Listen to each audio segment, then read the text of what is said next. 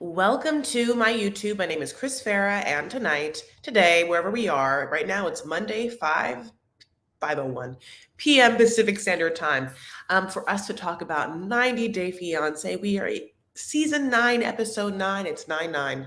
Um, Regular old 90 Day. It was a transitional episode, I feel, as we kind of move from one boring, made up, drama filled nothingness to another. And that's where we are this season. And we call it like we see it. And it seems not every season can be winners. Like there's a lot, and they're pumping it out, It's quantity over quality here at 90 Day Fiance. And that's fine because if you think about the couples in the totality, we also have Love in Paradise right now. And so we, I guess, also have those couples. Like if we were to talk about which couples we have access to, their drama and not. And so I guess it's like that's what it is. We have a lot to pick from, and not all of them are winners. And can we really ask for every winner all the time? It's a lot to ask, and we've been given a lot. So we're not selfish, but we are truthful. Sorry if you hear my dad coming home. That just happened. Okay, so again, not the greatest episode, but if you were on YouTube earlier, you might have realized that Wah had me and also herself live on her YouTube.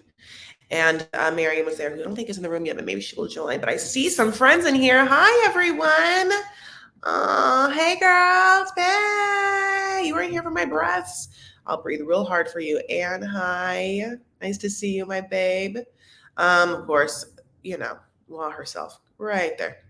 I love that you guys think it's just giving us full glam or post Peloton cute natural glow vibes tonight. I know it. So here's obviously no makeup. I did Soul Cycle, little switch up, Soul Cycle with Huawei earlier today. So technically I'm giving you post glow vibes, but it's super post, and I went to Soul Cycle. So many spinoffs. Hi, Lisa. Hi. Yes. I'm so happy to see just, fun peeps. Chris, wait for more people to join before getting into it. Yeah. Okay. I can also tell you some things. Hi, Veronica. Juan and I had a real fun time in Melrose where we got to have a full brunch and drink session with Maddie of Maddie and Poodle, if you know Reality Gaze, which is the 90 Day. Oh, no, they don't talk about different shows. They were used to be 90 Day Gays back in the day. It's a lot of like words that rhyme with gay and day. And then now they are the Reality Gays, and they're awesome. And so Juan and I like day drank on Melrose yesterday, honey. And let me tell you, this is the truth. Juan, like when she's feeling herself, like she's a natural vibe. And this dude, I mean, could not keep his eyes off of her. And I mean, here's the thing. She's drunk. We're all drunk. She's tipsy. She's dancing. It's like, wow. She's like, can you imagine? She's like this. And this guy is just like to the point where, he like definitely like hits her up for that number. Okay. And like he had talked to all of us, but like every time, when a guy like is talking, so it's two girls and Maddie, who's gay, and this dude, okay, who is very much into Wall. And so he's trying to have like kind of a conversation with all of us just to get to Wall. So like if you are Wall, the eye line, and let's say that's Maddie, and let's say that's me, it's a lot of like, yeah, so Pride has been really interesting, getting around LA, and but the best part of LA is just being with friends. Or whatever. It was just like very obvious. And so later on they got their number, and then as we're sitting around Juan and I, suddenly he calls. We scream. Also because we're still drunk, we scream. And it turns out, and I don't even know if this is true, that we feel like he butt dialed us because we answered the phone right away. We were like, hi, ho, hello, hi, ho, hi. But then we couldn't hear what he was saying. I almost feel like I wonder if his connection was off, that he got embarrassed or something. But then I also want to know if like he ever wrote back to her or whatever, and has he texted her? Those are all the interesting things that Wah can like either tell us about or not tell us about at any given time. And right now Wah's like, why'd you telling us all our business? And it's really true that I am, but I'm also trying to kill time I didn't say like what his name was. How could you not stare at Wa if you saw her IRL? Right? Is Wa into him? Actually, I have no idea, and that's her business. See, my business is only like my what I see.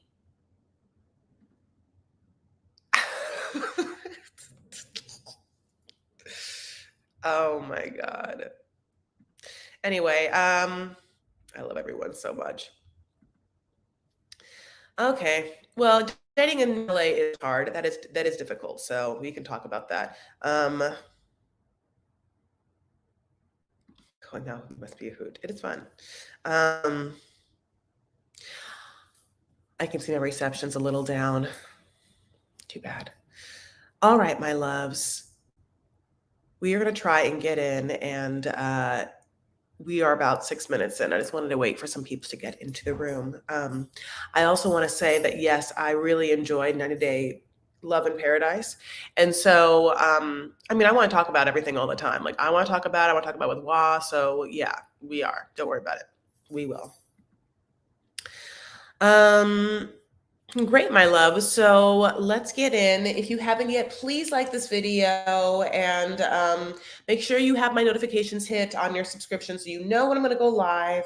And we're going to get into this episode. I'm super excited to talk about this boring episode with you because the best part of watching a boring episode is knowing that I will probably have funner talking about it than I did watching it. In this situation, I kind of also did because I was supposed to be watching with Juan and she fell asleep. Why? Because we day drank. Remember that whole conversation? That was true. Okay, so let's start with Jibri and Miawana. Miawana. I don't know why I can't say anyone's name. Now here's is the God's honest truth. I don't believe in not a one part of this. Not one part of the relationship, not a one. No, all of it is fake. All of it is fake and manufactured for them to be on the show. They are planning it, honey, every morsel. You know, like Jibri is really fancying himself like a Kris Jenner, Kanye West style, you know, where like he sings, there's fashion, and also like manipulation of a reality situation to get people famous. Because I mean, this is not real. Okay. But having said that, we have to pick up where we left off, which was that fisticuffs had come because David, or you know, like David,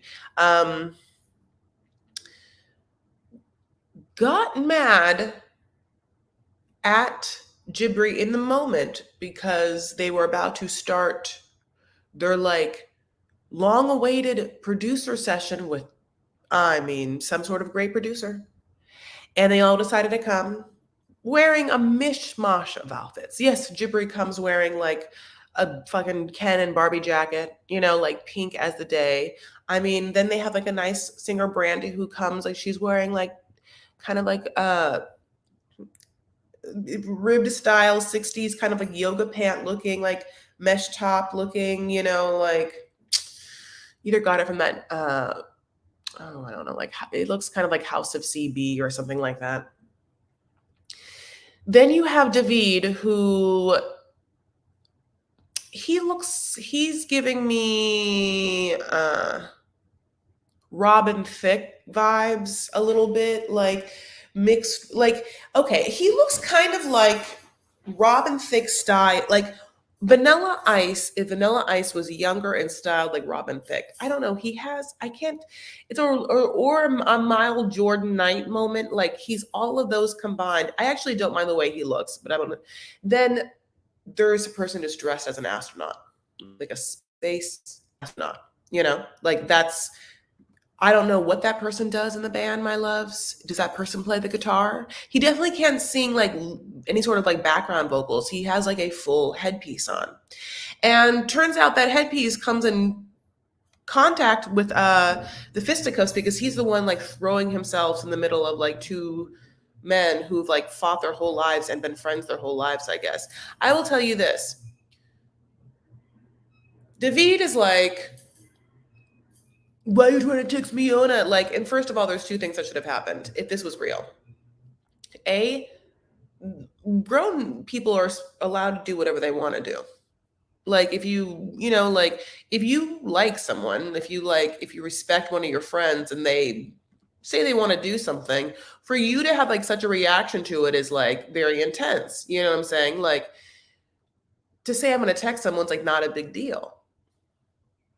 He made it like a big deal though. If this also wasn't fake, Jibri could have just not told him what he was doing. But Jibri, for some reason, had to go announce, like, excuse me, whole band, in Spaceman Cowboy thing, and fancy producer who I'm waiting for, and Brandy in her yoga pants. Can everyone take a chill pill while I text the love of my life, Fiona, who's basically taking my attention away from you all, a long novel from the next hour before we start recording. I mean, like, no, he didn't have to do that at all. He'd be like, hey, girl, hey, I'm about to be in this recording studio for like couple of hours. Like, don't worry about your boy left you a green giant casserole frozen entree. I know you love those and think that those are suitable for eating, so you can go ahead and make that for yourself. Mom and dad, don't worry, are gonna like go out to dinner, but they're not gonna invite you. They don't like you. She doesn't want to see you like slut around your clothes. Anyway, wish your boy luck, whatever, Jibri sent. And then like that would have been it. But that's not what happened, right? Like, it's like this fake conversation, this fake fisticuffs. And also, because if it was also real, like, if it was real, Jibri, even though I think that David, like, made the choice to provoke the attack initially, Jibri's the one, like, I think that goes at him. And if Jibri has been taught one thing, I think his whole life, it should be that, like, don't go up against David, honey, he'll put you in a coma. He has before. Like, that's crazy. Like, you don't learn that in school, Jibri? I mean, I don't know. Seems like, where were you that day? I don't even know that much about you, but the one thing I learned about you, honey, is against David, your ass is knocked out. I mean, he goes at David as if David hasn't put him in a fucking hospital bed, unless it's all not true.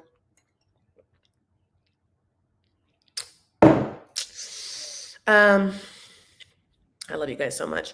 Okay, so thank you so much, all my mods. I know, you know what? It's annoying a little bit. We're having some like bot issues, and we had some in Waz thing too. It's annoying. Anyway, so I keep forgetting where I have my notes. It's here. So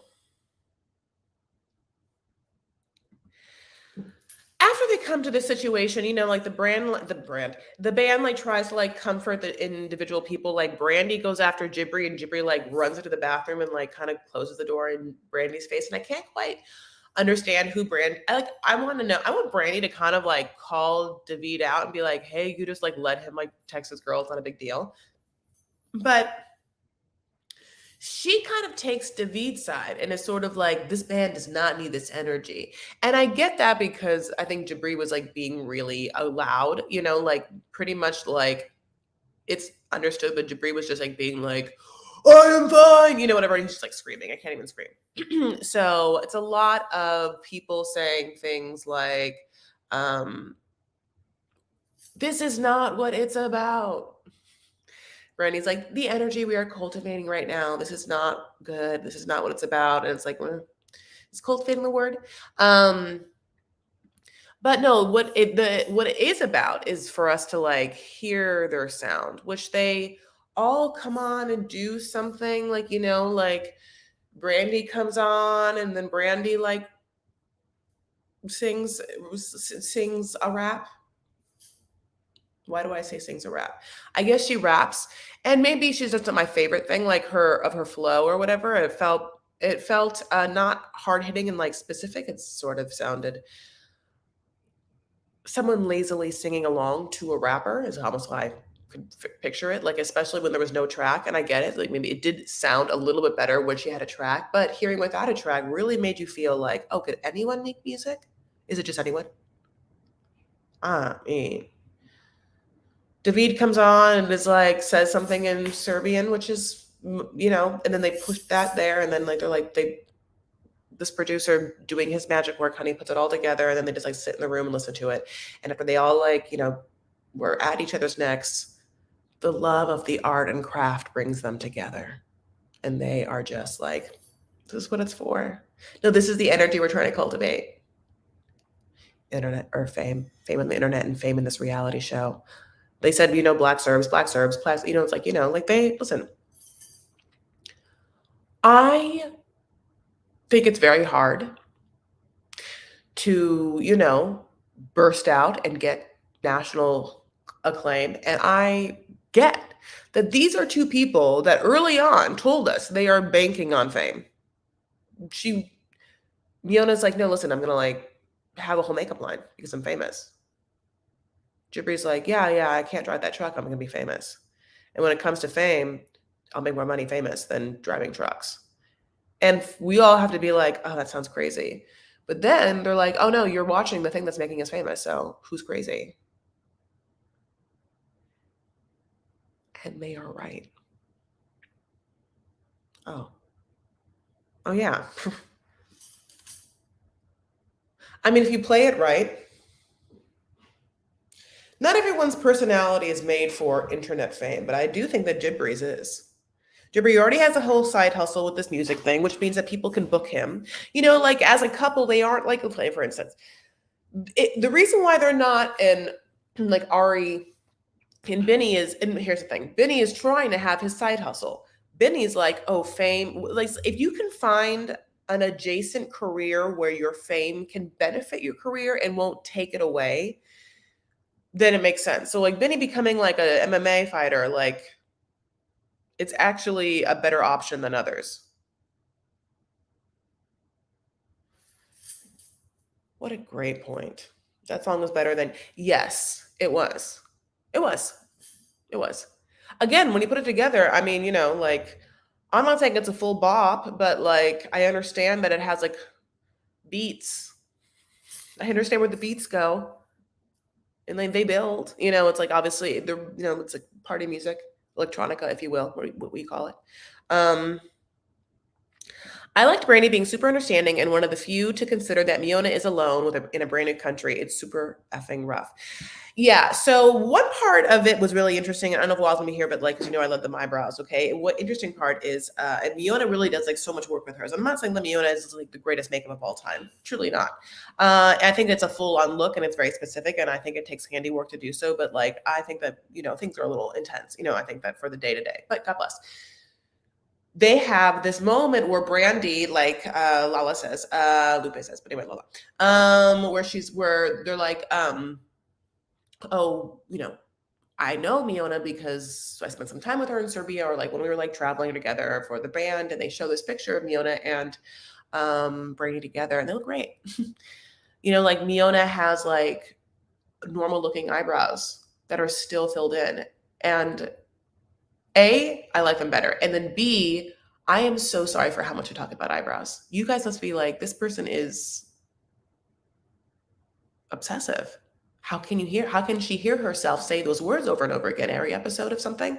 Like you'd think that my entire channel was talking about eye makeup, eyes, of how much I talk about it. I get that. I don't know what to tell you. Look at the super chat. Bonnie. Hey, Chris.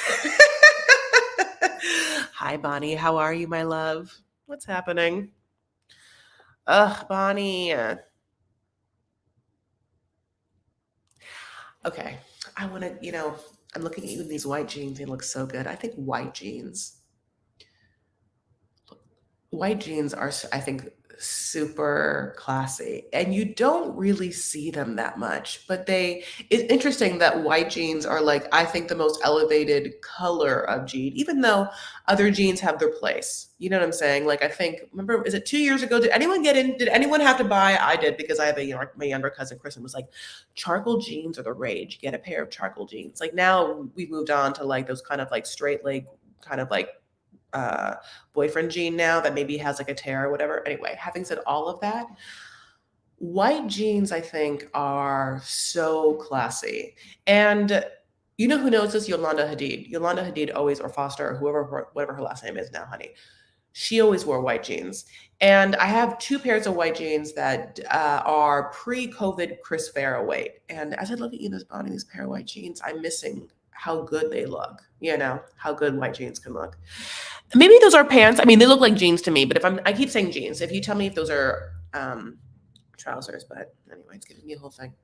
Okay. Oh, it's okay. Hi. She's going for the Doja Cat eyebrow now. Yeah, absolutely. It is kind of anime. It is such a, I mean, it is such a ombre up. It's just so thick and goes up. It's just so interesting. Also, and this is the last I'll say about it. You're welcome, buddy. Yeah.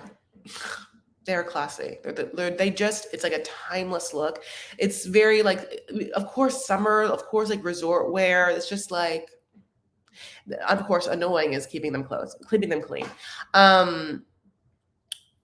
The last thing I'll say about eyebrows in this moment is I am going to get my eyebrows laminated. I'm so excited. So in a week, I'm going to get them like pushed up and then like some sort of like, they're going to straight perm them up.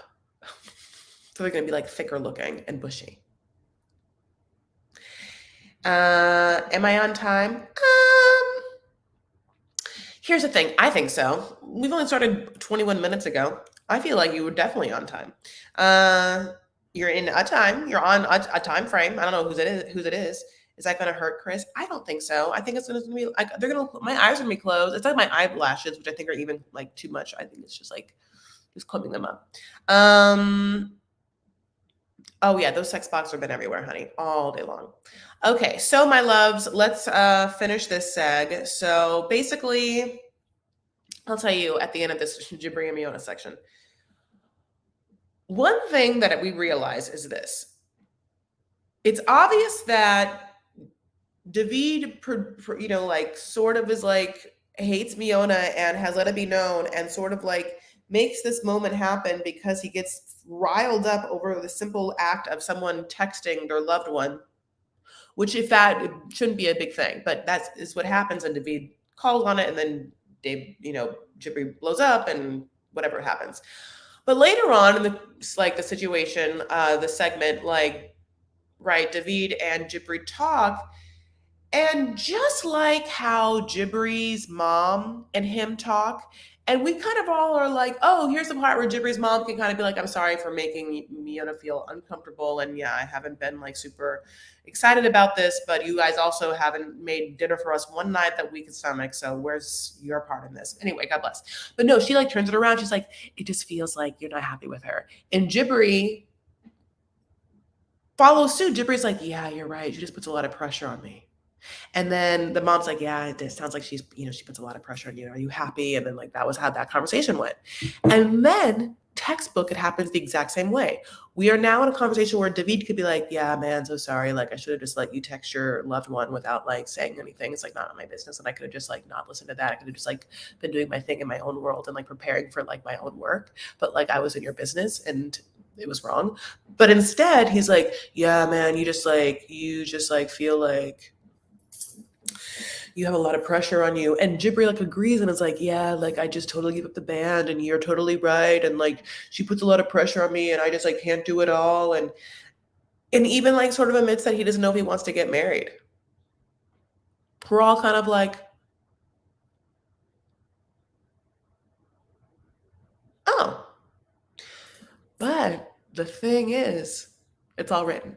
Okay, so all of it's fake. So why are we even talking about it? Let's move on to I feel like why did I talk about them for so long? And I think it's fake, but at least we can talk about the subject matters it brings up. They're just the stepping stones. Okay, I feel like I want to talk about someone boring at the amount of way, like Karen Guillermo. Okay, so let me just tell you. It starts with one scene, and the scene, both scenes that happen in this Karen Guillermo thing. The most important things you should know is that she dresses very well in both scenes. It is very little like. I mean, listen, it looks good for her, and I like the aesthetic, but it's very femme, kind of like puffy sleeve, princess looking. Like I like that thing. Obviously, you know that about me. It's like kind of, puffy loose dresses, summertime dresses. So the first one you're gonna see is like this white one, kind of like shift dress. It's kind of short, but she makes it work. At one point she bends over and I'm like, oh my God, but it's fine. Whatever. The conversation, which is even more boring, is basically like he wants to have a wedding and she's like, we don't have any money. And he's like, you never tell me like anything that I can do. You always tell me no, no, no, no. And she's like, yeah, but we can't afford it. And she's like, how much do you think a wedding is? And she's like $1,000. And then she's like, no, it's not. And he's like, well, stop saying no to me all the time. Why can't you just take me to a wedding place? And she's like, okay, I'll take you to a wedding place. Okay. That's basically the first conversation. But all you have to know is that they are so pretty to look at. The whole scene was gorgeous to look at. It was like they were in a field. At one point, she's like sitting like on some like bench. She's like in that really, really pretty dress. Like, it's like it was great. And there's like they had their dog with them. It's like so ideal, like their dog is so cute. And when I saw them and the dog, I was like, oh, maybe this whole thing does work out for them. She's about that aesthetics, honey. She really is. Balloons and everything. Like I think that Kara could be a little bit of, I think she's highly intelligent. I think she's a clever girl. And I think Guillermo is a Hanuni sweetheart who she found. And she's like, not that many Hanuni sweethearts out there who look like that, who honestly love me. And you know what? I mean, God bless it. God bless her. Listen, yep. And if I were her, I don't think that Guillermo would cheat on her, but for the rest of my life, I would be wary of other women because I think there's going to be in her life like women who are either jealous of her and jealous of that situation because he is so handsome and lovely. I would never do it. And I'm not saying women are naturally like whatever competitive, but I think that Kara is going to be on her guard for the rest of her life with him. Anyway, he's very attractive. He's so sweet. I just don't, how do you, so it's like a superhero. Who'd you find? Okay. So basically the next scene happens where she like found some, beautiful vineyard, like vineyard and like family farm, like, I don't know, like wedding venue, vineyard family farm. And, like she's taking up this woman's whole ass time. I mean, yes, this woman gets free advertising for their vineyard family farm wedding venue, but also like, it's one of those things where, again, Kara and Guillermo have like -$2. And so they get to like see the whole place. And Kara is wearing a pink puffy sleeved mauve, like rose mauve, like kind of dusty rose mauve dress. It's gorgeous. It's really simple. It looks, but you know what? She's great. She has that like, if it's because her bob and her like somewhat clean makeup and her clean aesthetic, this dress becomes chic looking, even though with different hair and different shoes, it would almost be a little cottagecore, but she almost makes it wedding chic because she does have like good makeup and good aesthetics, and she has a cute bob. She's making me want to cut my hair again. Okay, so anyway, this woman's like, oh, cool. So like Sunday through Thursday, it's like 7,500, and like Saturdays it's like 10,000. And Guillermo's like, and she can tell they have like not one penny between them. And she's like, well, what's your budget? And they won't even say. They're like, well, nothing. And also we have to get married like tomorrow. So you can't even really do this. You just really did waste your time. But at the same time, now I'm kind of like, oh, I'm going to be excited to see her dress. It gave me something to look forward to, which is now I understand I like Kara's style, and I think that she'll pick a good dress. Hopefully. I mean, I'm, here's hoping. I've been let down in the past by other things, and we'll see. He is way too sensitive, though. He's so young. It's interesting that she brings up this thing that I feel like also happens with Emily, is that when these ladies were in a, okay, it's not just, okay.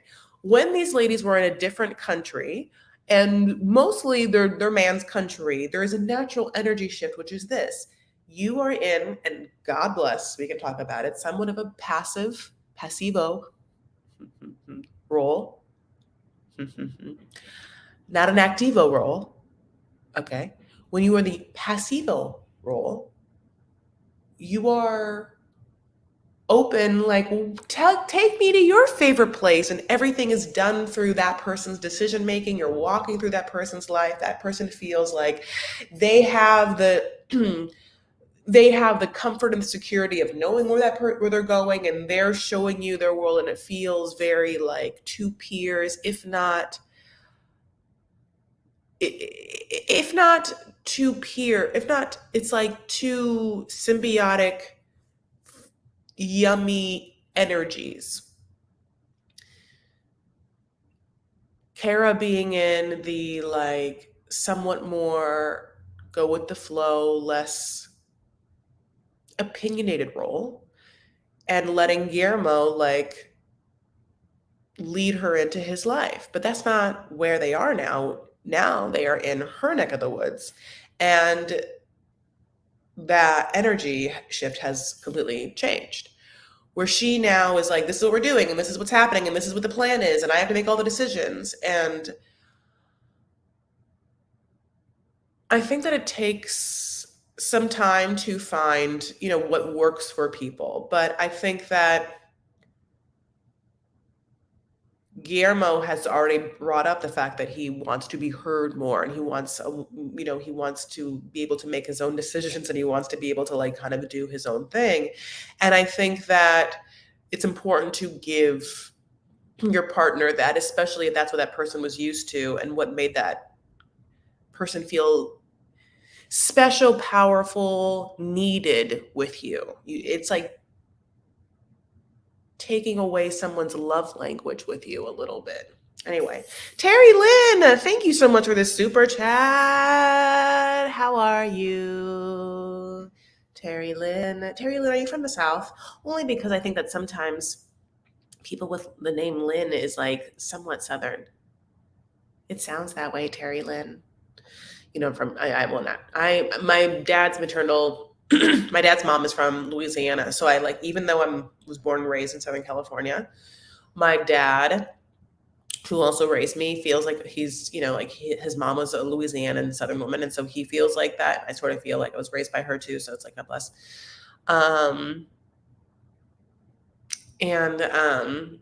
Trying to think, like, do they have any Lynns? So there's like half of my grandmother's family has like, she had a bunch of brothers and sisters, and some of the older ones had more of the Arabic names because they were born in Syria. So like her older sisters were like Selma, and then she has an older brother named Dufik. But then she was born on the boat coming from Syria, so her name is Mary. And then she has two younger daughters. She has two younger siblings, Teresa and Eva. Eva Jean. So Jean is where we for sure have a full Southern like middle name experience. And she also had another brother named William, who unfortunately died in the war. Anyway, so I feel like, just wondering. Also, we've been inundated with like, Britney Spears information, and all of Britney Spears' like family stuff is like from the South. I'm from Midwestern Canada, so really take it in how wrong I was. LOL. Yeah, Terry, you were amongst a lot of Canadians. That makes me so happy. That's awesome. I mean, that really is, that's crazy. Thank you so much for watching me, wherever you guys are watching me. But what a crazy world that we live in, that I can just like somehow get to talk to someone who like lives so far away. It makes me feel, obviously I can start crying. It makes me feel really good also because I really, I know that these times can feel so lonely and divisive and alienating and isolating for a whole host of reasons. The way that culture is moving anyway, and technology, and the recent times of pandemic and political, is just like so much, right? So anytime, I just can't believe that it's like people are just like, oh, look, people just coming around. Hamilton, Ontario. Hello from just outside of Ontario, in Toronto. Yeah, Toronto. I want to go to Toronto. I won't say it like that. Okay. I love you guys. Okay. So, I don't tell you about that. They're boring. Okay. So, let's go to a funner one. Okay. Let's go to, I need a fun one. I got to go to Patrick and Thais. So let me tell you, Patrick and Thais have moved into their new place in Austin, and Patrick has his like sales firm. I don't quite know what Patrick does for a living, but he has a sales force of men, and they travel together, and they look like they party together. And I don't know. I still like. Maybe he said what sales it is. You can tell me. But these dudes go to strip joints in different cities together. I'm not saying that that's not what their job is, but you know, and I've never done this, but there's like this idea in my mind of like corporate dudes who have to like rally and impress other corporate dudes, right? And so you like take them out to dinner and stuff like that. And if they're gross, which is like probably, you like take them to like strip clubs, right? And when I saw Patrick and his like sales force, my first thought was, yeah, like they go to strip joint, like they like go to strip joints like at the end of sales dinner meetings, like that's their thing. 100%. Okay, so let me tell you, security systems. Oh, home security. Okay, so yeah, okay, okay, I get it. So he has a sales force of gentlemen, and they like comb the land, like selling home security systems. Okay, he goes door to door. You know what? You're right. He did say this. I'm sorry.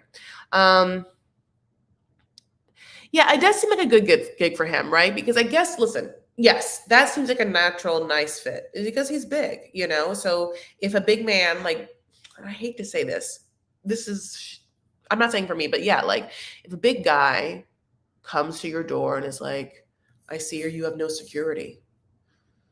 I run one of the tightest security systems in the world. It's, you know, like you'd be like, oh, okay, well, yeah, no, I'm listening, you know, all ears, you know.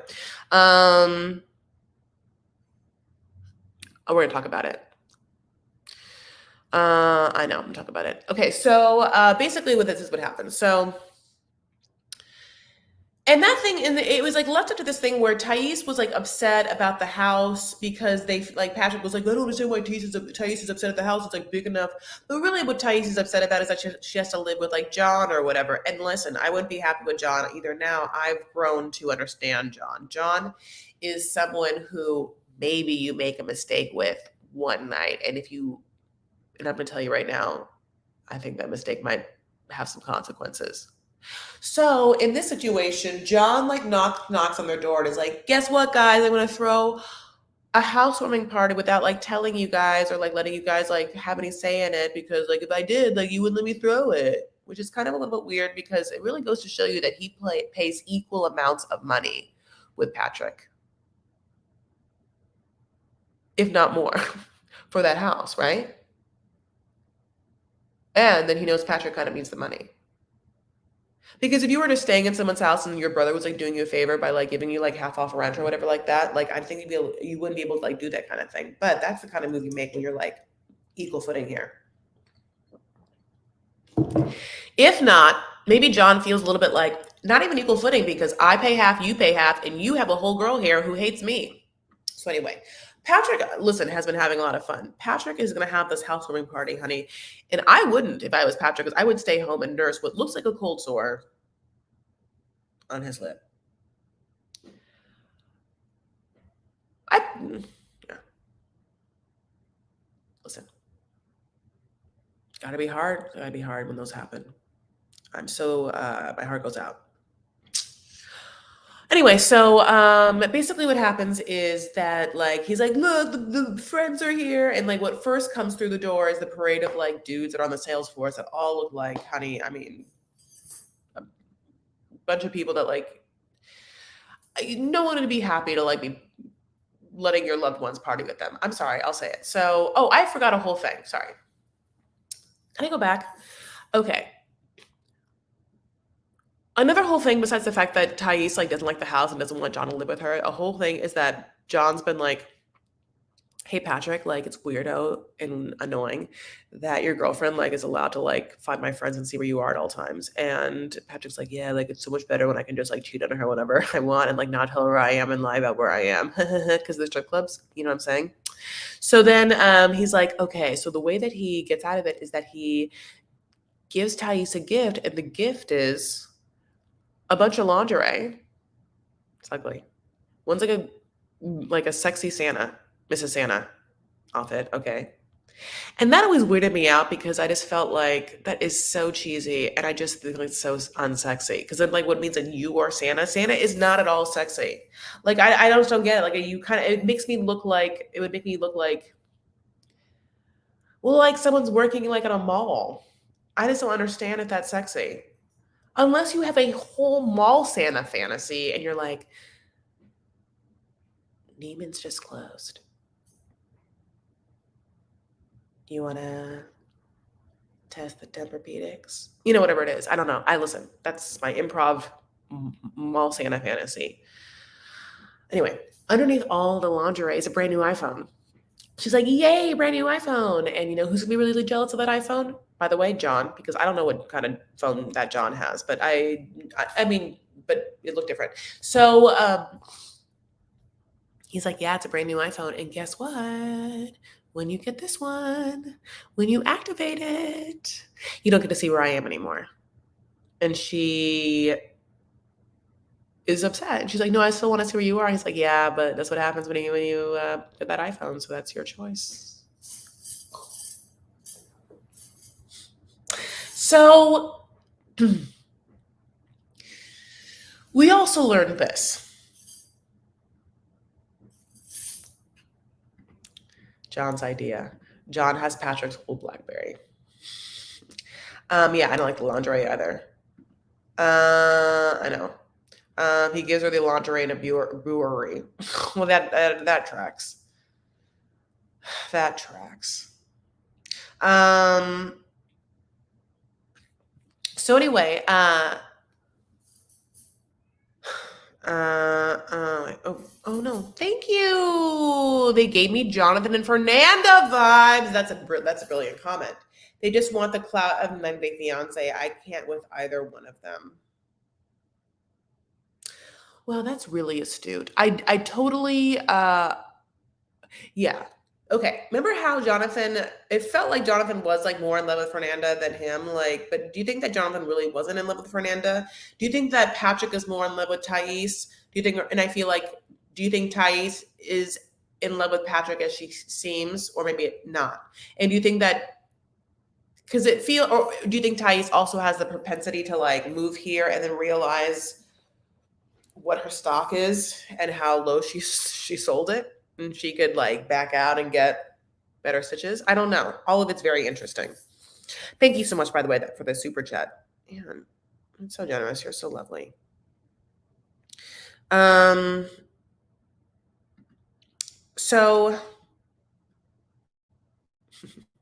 that's so funny. I'm like reading their things. She says also that he's not to be trusted, Patrick, because of this situation, and then he comes clean. And this is supposedly what happened. He had already gone to Brazil and like told Thais that like they already met and like they were in love and like he was in love with her, whatever, God bless. And then he has a party where he hangs out with a girl and they just kiss. Now, it's always interesting because Edward's like, he's like, we didn't like, have sex. It's like kissed or hooked up. There's so many bases, if you will. You know what I'm saying? Do you think they had sex? No, but I do think that like something else happened to the part of their areas that Shida scrubs. Make that what you will. So when that happened, Thais found out, and that's why he's been on that lock. Find my friends ever since. And so she's like, if I ever have any sort of like situation where you try to do that shit again, I am going back. I feel like he knows it. So that part is like, we're supposed to understand that she has some insecurity, which I think plays into what shitty thing happens next, which I really hate, and we're going to talk about and slightly brought up, which we'll get into. So fast forward now to where I messed up.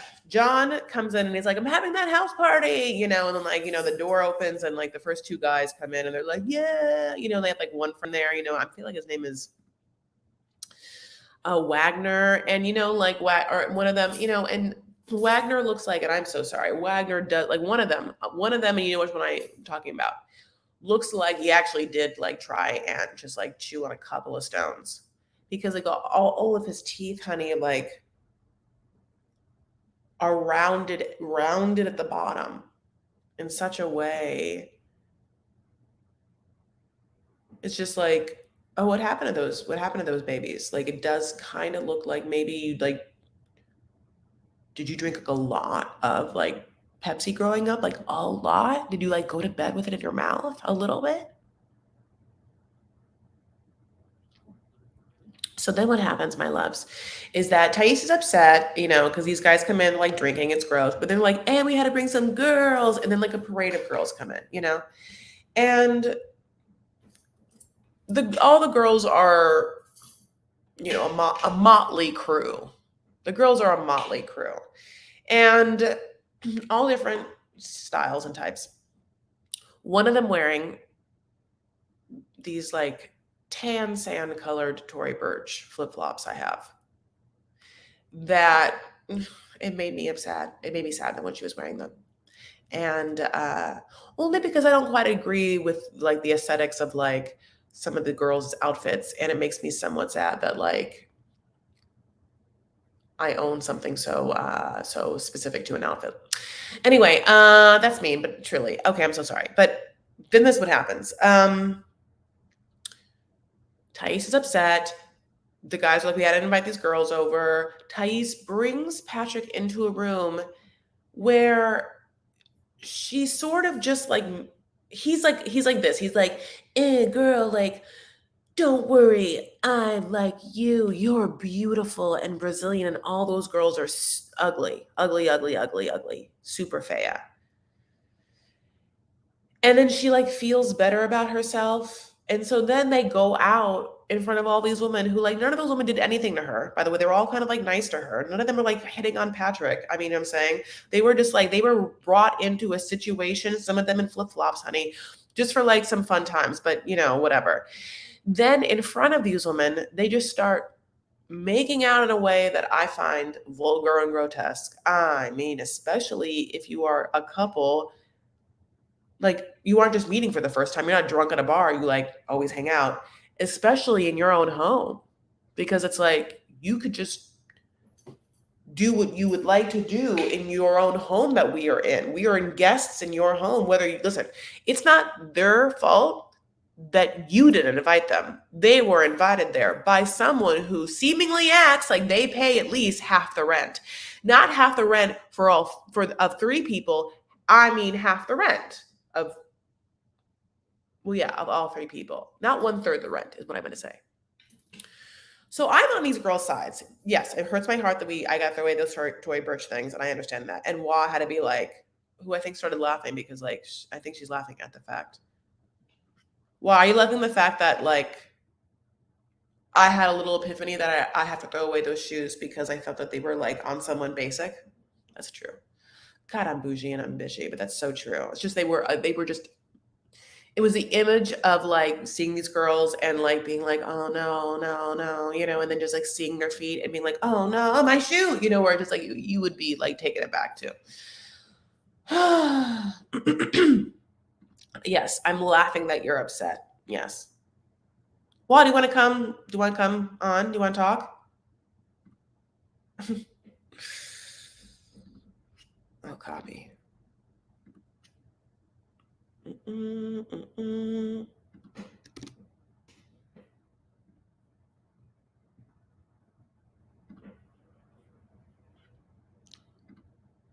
I know.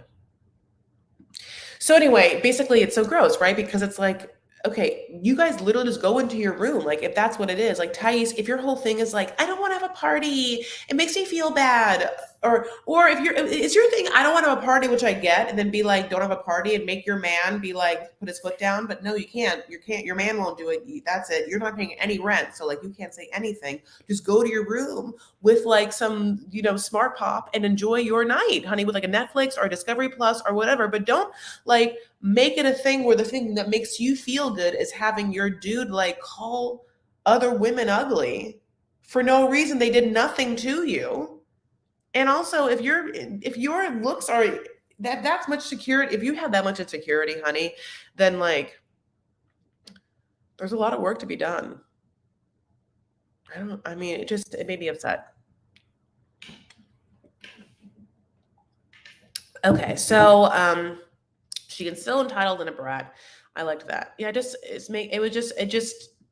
I don't know. It just made me upset for women, even though I said that I wanted to throw in my shoes because of the thing. But that's just a personal choice, that I'm sharing with you as friends. I wouldn't.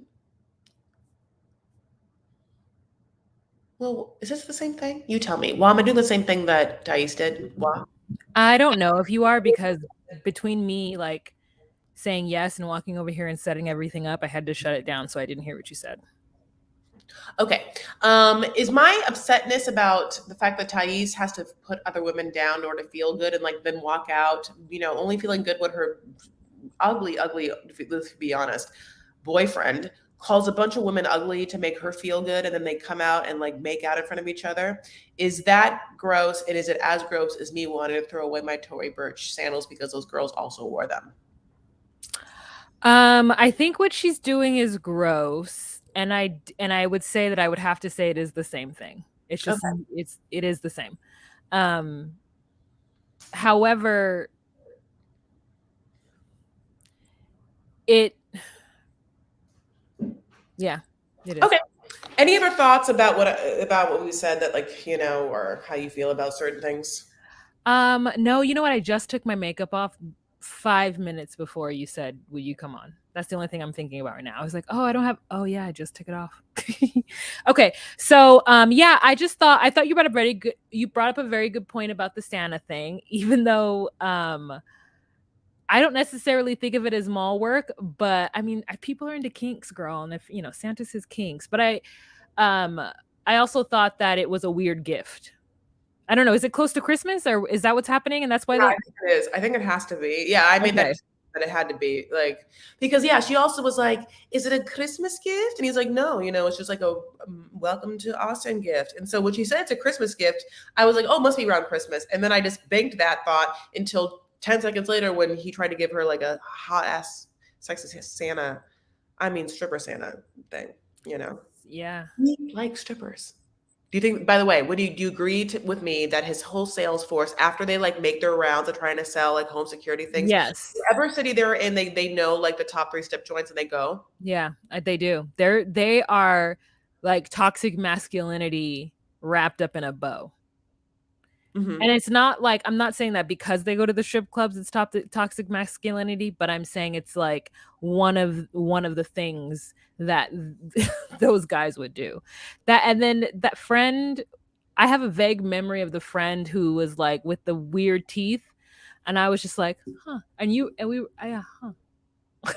They were so grounded, while like he, had gone through it. One other friend was there, and the other friend, honey, had like a modern day Charlie Brown shirt. It was like brown with some extra dark brown here, and he just held that dog the whole night. And I just thought the same thing. I'm like, if I was watching this shit show with these girls and these dudes and all of this and this like tongue action, all I would do, honey, is just grab that dog, because the dog is the best part of the entire segment, which just makes sense because they only usually like the dogs or like the kids. Grab that fluffy ass dog, honey, just go on the couch and just be like, this is where the party is, Yeah, I don't know. I mean, obviously I was in and out of sleep for their segment because I don't remember the other friend with the Charlie Brown shirt. And then I do remember the girls coming in and you having that reaction, which is so funny because my main thing was that Tory Burch is basic. And the fact that you were so shocked to see it, as though you were just not aware. I knew it was basic, I guess, but I guess I was just sad, and I was sad. I forgot to say this part, and this is what I brought up. This is a weird moment. So when she gets the lingerie, Oh yeah. Yeah, she gets her box, right? And this is how she opens it. She's like, she gets this gold ass box, and she's like, and they're like, what? I And she's mean, like, your dad might freak out. I know. And Okay. she's like, what? He's like, God, the gold gun ball? And he's like, no, it's not a cat. And she's like, oh, gato, no, I thought it was a gato. Whatever, like, first of all, he already got you a dog. What do you think this person just he's gonna keep buying you animals? Like, like how much do you love animals? And also, like, you already have a dog. Like, why would you buy a cat and a dog? Like, how dumb you have to be like to buy both? You know what I'm saying? I'm sorry. And also the third thing is that slim ass box. Like, how did you think that cat was laying there? Like the cat wouldn't even be sitting up. The way like he would have had to buy her a dead cat for the cat to be like flat as that box was. She did it like twice, and it's like no one's ever bought you any marabou? Any marabou? Is that what that was? Marabou? Isn't that what the feathers are called?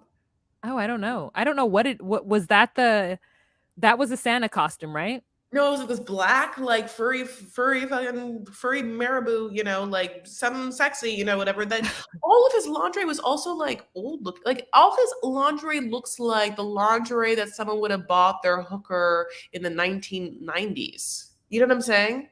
Like a high class hooker. I love high class hookers. In the I 1990s, know. I it was was like like, the best part of high. There's a lot of like best parts of high class hookerdom if we're talking like courtesans and things in the past. But the 90s was like a whole other level, 80s and 90s, really 80s, because that's when you had cachet on the East Coast and Heidi Fleiss on the West Coast. And also it's like the high time for hookers or whatever. And so like that lingerie looks like perfect high class 90s hookers. I mean, I loved it. I love that he bought her lingerie. Like I love lingerie, and I would love for it to be bought for me. I'll buy you some. Not from you. You know, it's gonna look good.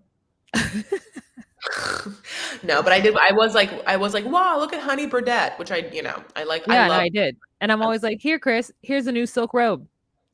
Yeah. So I hated that. That's how that ended. I still have to talk about even Muhammad, Kobe and Emily, and Bilal and Shai. I So just wish that I was more awake for this episode. I mean, yeah, you were. truthfully, You I passed out. was not. Like in and out of sleep, and I cannot give. It was so boring, and I just don't have any. Yeah, go ahead. No, Anyone?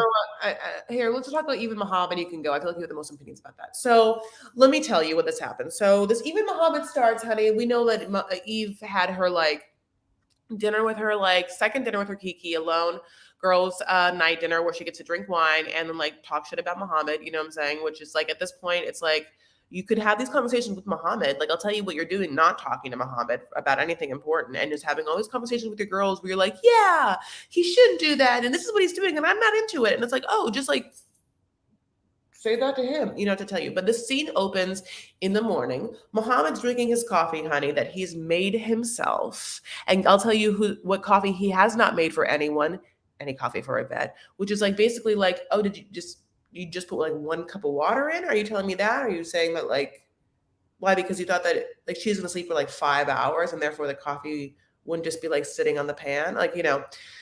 But anyway, she then comes out, honey, and I mean the ugliest Betsy Johnson robe in my life I've ever seen with her hair, honey, and it's like 7 different colors. There's brassy copper, there's orangey gold, there's brown, there's black, there's gray, I mean, there's so many colors in this hair. But when she sits down, the thing that Juan and I are like, and we said this on Juan's live, is that we could not get over was that we thought that she had fully slept in her makeup, that's how No. drunk she was. Because she sits down like this, like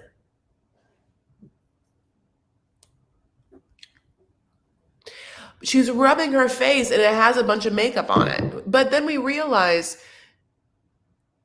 as much as we like that her lipstick was put on just then. Like it wasn't lipstick that can be found on a pillow. Yeah.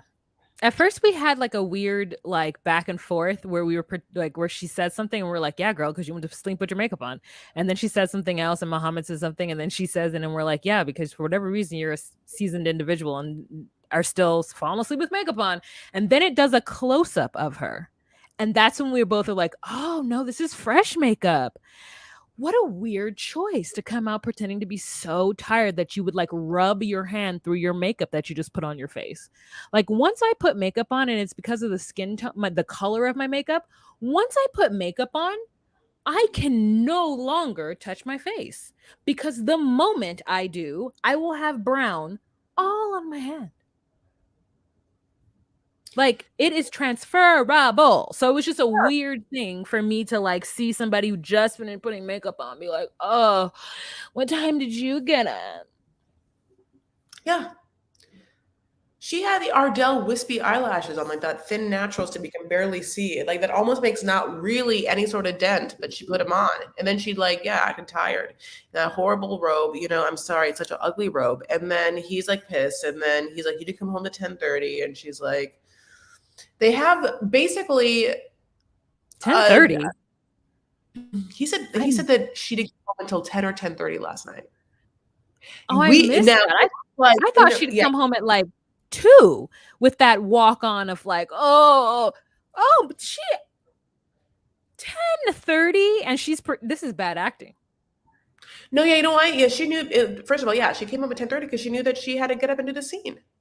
She's a working woman. She's an acupuncturist. Yes. Like this is a woman who's like partying out every night, and also God bless her, she has a son, and like a whole ass son. So then they have this conversation where this is like the scope of it. I mean, it's a dumb back and forth. So she's like, I don't want to convert to being Muslim. I want to be my own woman. I want to do what I want to do. And but yeah, you know that I wanted a woman who has morals, and you do not. His take is, oh, I don't want you to be Muslim, but you are so far away from even respecting who I am and my religion and understanding that I would want my woman, my wife and my woman to at least have certain boundaries that you do not have. Now, listen, I'm not saying she has to accept them, but it's like she wants to be like, don't tell me what to dress. I want to be able to go out with my friends. I want like this. And like, and he's like, no, I literally like, it's not about you being Muslim or not. It's like, I'm Muslim. I, as a man and everything I know, cannot have my wife be okay with their friends disrespecting me that much by talking about sex and stuff like that. It's like, there's the rub or whatever, but like they haven't ever really communicated, and they have, especially to like a deep level, it seems like they really, I feel like they don't even know what color eyes each other one has. You know what I'm saying? She's wasted her money. She wasted her money on this K1 visa. So I think that I think she knows it at this point in filming. So either she's just going to forge through and try to make the best of it so that she doesn't have to eat crow, or they're not going to get married. I think that she really was like, catheter changer for my son, check. Hot ass piece for me, check. Blink, blink. And then was like, yes, he's this thing called Muslim. Anyway, I went to Egypt, and I think basically what it means is just like, sometimes in Egypt you hear these like a bunch of people singing. And I think that when she went to Egypt, she was like, he was probably like, oh, when you go to this like restaurant, like just like wear a cardigan, you're not gonna wear like strappies things. And so she did. She probably was like, okay, I'll like, if I'm wearing what Wa's wearing, or me, like I'll put like because she was in the country. She understood that there she didn't want to step outside of those norms. So he saw that and was like, oh, she's like chill with like, yeah, like when she's with me, she gets that like it would make me feel uncomfortable. Like it's like none of that was communicated. So she's like, yeah, but now we're in America and I don't have to do any of that in America. And he's like, but you did it when but you did it. That's what we were doing. And I thought you understood that like this was my culture. And she's like, I understand your culture, and I understand that your culture is your culture, and my culture is my culture. My culture also includes my son, and his catheter needs to be changed every 2 hours. It's just so amazing to me that she's so like resistant to this, as though she's never been in a relationship, or that she like, it's just so interesting to be a seasoned individual with a whole 12-year-old child and a previous fiance, that she wouldn't like understand that she needs to do that, that's what would have been asked of her. It's just, I mean, it's just baffling to me. Yeah, it really is. This conversation doesn't really have like any sort of understanding or like logical end other than him saying lines like, if she doesn't blah bitty blue, like if we don't figure it out, if she doesn't respect me, like vague shit like that, I'm gonna go back to Egypt, and her just being like, and like that's like how it ends. And it's like it really becomes like somewhat annoying and frustrating because what we all don't want to like at the end of the day be like, it's like, girl, like I hate to put this on you, but we have a whole ass life and a whole ass son, and you just have to make better choices. I'm not saying that it's your life, and you have a lot more to lose than he does. He just gets a free trip to America, honey. He's 20 nothing. You know what he was? You know what he was gonna do this summer? Nothing. Yeah. So like now he gets to be here. You're the one that had to make all these choices, and I know that you want to get like boned down and like by some dude. Like I get it, but like there comes in a time and a place, honey, where like you got to be able to see it from standing above yourself. Yeah. Eve's son is at his father's house. That's what I think they said at the beginning of their segment. But I just my frustration is I just his argument is absolutely correct. And yeah, she does have so much more to lose. It's just this is not even fun. Like at least Ellie and Victor was like still, I was rooting for her, but I'm not rooting for her. I was rooting for the woman. Like I'm always rooting for the woman, but it's just delusional that she thought she was going to bring this 25-year-old over and then just like right off into the sunset and everything was going to be okay from their just vacation time together. It's just, yeah. Yeah, she really was just like, cha-ching, I like him. B, he can just come over here and babysit my son. And then like, but it's interesting because it is the kind of thing where that position of like, oh, good, check, this person comes over and fulfills the needs I have in my life as the American, almost does lend itself to that person being completely blind to who that individual is in actuality. What makes up that individual's personality, like their culture, their religion, the way they were raised, all of it, what they want. You know what I'm saying? Like, it's the same, like Yvette to Bilal. Bilal wants Shai to drop in to the exact square peg that he wants in his life. He has 2 kids already. He has this gorgeous house. He needs a woman to not mess up the house, go to Juma with him. Yeah, be on his arm. Be on his arm. Yeah. Yeah. That's he wants an accessory. He needs an accessory and like a submissive partner. Yes. And Yvette wants someone she's attracted to that makes her feel alive and excited and not like bored with her life and somewhat young or whatever it is. She needs someone to take care of her son. Yeah. It's so funny because I think that Yvette thinks of herself as like this like young, soul. And so she makes young soul choices and then ends up being like, oh, I'm grown. I just made a stupid choice. Like I don't know. I guess we were in vacation mode. Ha ha ha ha. And I know somebody has said that to her. So she's starting to now like think about all of the things because in hypothetical, I think she knew she was going to have to dress a little bit more modest. I know she said that when she went to the airport and picked him up, that he wants her to dress a little bit more conservative. So she's known this. So that's why it's weird that she's now having those growing pains. Like she doesn't understand that like he doesn't want her going and drinking on her weekend or whatever on a Thursday. Like he wants her home and spending time with him. And he's gonna expect her to make space and like make dinner and breakfast for him and stuff like that. That she's just like, in practicality, I think it sounded. I mean, it sounded great and it sounded doable. But now that he's there, he's just a bigger child that she has to take care of, and I don't understand why she doesn't know that he is going to be another child she has to take care of. Muhammad doesn't want to be a built-in babysitter because Muhammad's the baby. Muhammad wants Yvette to be the babysitter of him. Yeah. Of him, like he he would love it. He would come home every day at 3 and cut him like some dinosaur nuggets and like put it in a little tray with him and give him a juice box. Oh my God, he'd be so happy. Oh, bye, Mom. Thank you for my juice box. Mom, thank you for my dino nuggies and my Kraft macaroni and cheese, which is like low key, Your obviously. favorite thing. But yeah, I think we're gonna make an easy transition over to Bilal and Shai when I made that.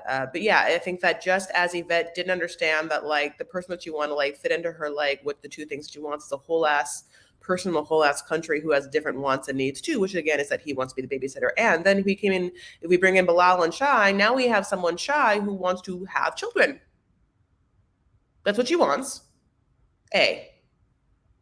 And guess what? Children are messy. The younger ones, oh, I mean, oh, they're nothing but messes. They're sticky as hands, pee everywhere, poop every. I mean, like This is horrible, but I'm telling you this. Like, tell me a baby in your life, if you know every baby that you know has had a moment where that baby has been in that crib and taken that baby's hands, put it in the baby's diapers, and at some point, poop has been on the baby's hands. Yeah, absolutely. Sometimes it's smeared in the bed and sometimes it's smeared on the walls. Now, me, honey, I smeared on the walls. My mom came in, honey, and I thought I was Van Gogh. I was very happy with what I was doing. Mural art. You understand what I'm saying? Mural art. So, but like, like Bilal remembers all that, honey, and he paid money for this like house to be what looked like flipped with like stage setting furniture, like he's not into it. Yeah, and we know that Shida would not clean up after that child. Like he's gonna have to get her a housekeeper.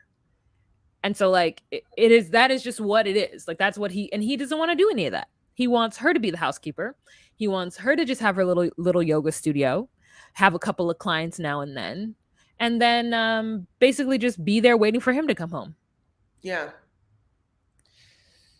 I also don't think, and I'm not very, I think that sometimes I think that like we see, yeah. Sometimes I wonder if she would ever just come out and be like, you're going to have to get a maid. No, I don't want to be, I'm not a maid. And she kind of does that. I think she's setting him up for being like, oh, you like to see me on the ground like Cinderella? Like I can't do her accent, whatever. Like it feels like she Shida kind of acts like she has been waiting this entire time to be married to like someone of the court, where she feels like her duties definitely are not at all super domestic. That part is interesting, but I don't know.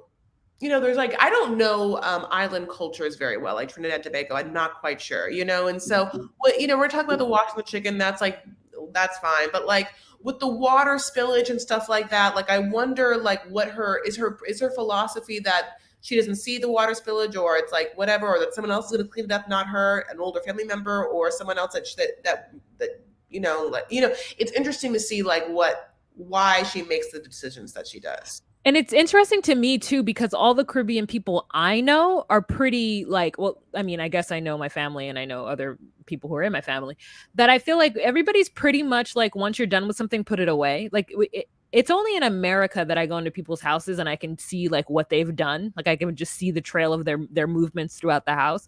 Like I grew up in households where it's like you put your stuff away, period.